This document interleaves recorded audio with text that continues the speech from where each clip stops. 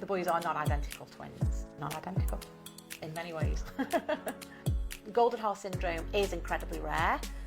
People don't understand what causes it. For Harry, it's affected the left-hand side of his face. We've had people send messages with things like he should be killed with fire, that he's disgusting and disgraceful, that his face shouldn't be shown. I'm quite protective of Harry when we're out and about. I'm always looking around thinking that people are staring at him even if they're not. Harry, do you love Oliver, yes or no? Mm-hmm. Love Oliver? Yes or no? Yes, he's your His. friend and your Mm-hmm. brother. High five. The boys are twins, but Oliver was born first. The boys are not identical twins. They're not identical in many ways. My boys were born by emergency caesarean and they were 2 months early and they only weighed £3.9 each. The paediatrician came to see us and said that twin 1, Oliver, was fine, but twin 2, Harry, had been born with a rare craniofacial condition. For Harry, that meant that he'd been born with no eye socket, no ear, no nostril and a short underdeveloped jaw, all on his left-hand side. And they said that associated with that may be brain damage and that potentially he may never walk. And that came as a massive blow, a real shock to us both. But me in particular, I felt that it was all my fault and that I'd failed him massively. So that was a really difficult time for me. Golden Horse syndrome is incredibly rare.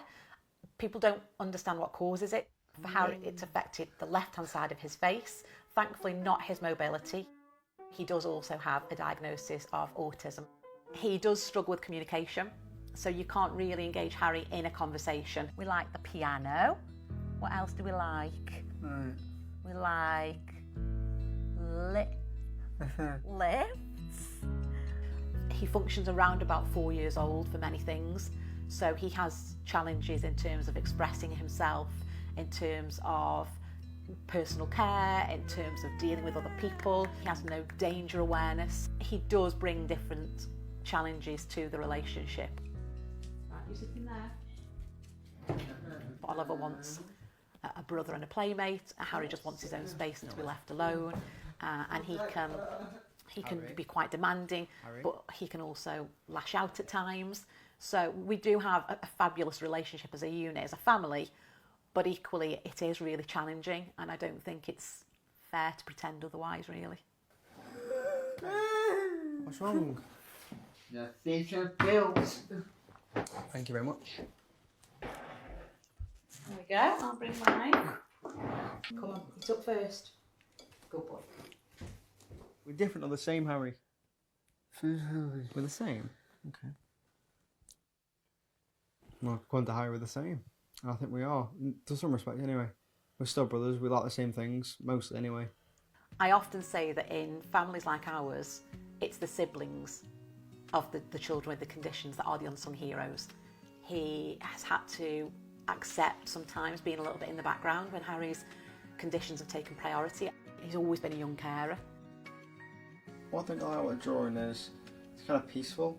I can just relax. It's like one of the only things that just calms me down.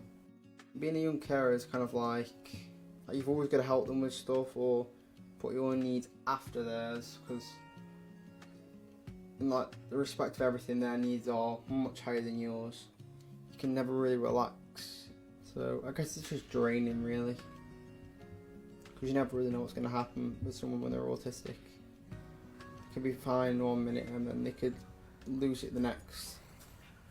It's quite difficult to know how aware Harry is of his conditions.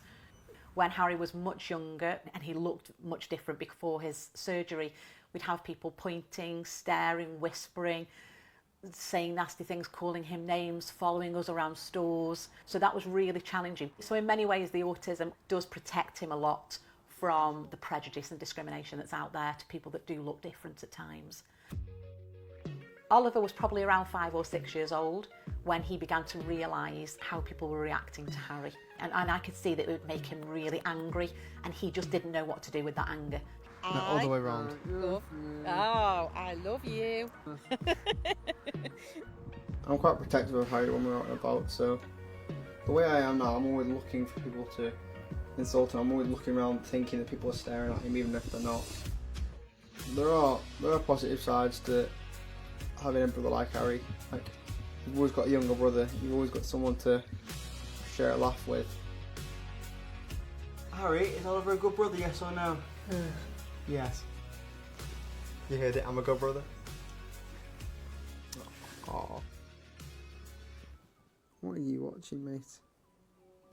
For me, social media is a brilliant platform.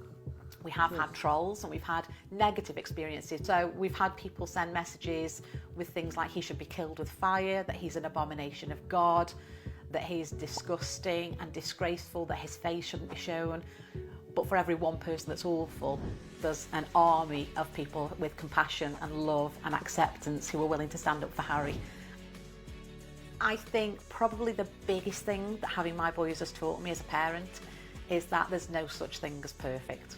Sometimes imperfectly perfect is good enough.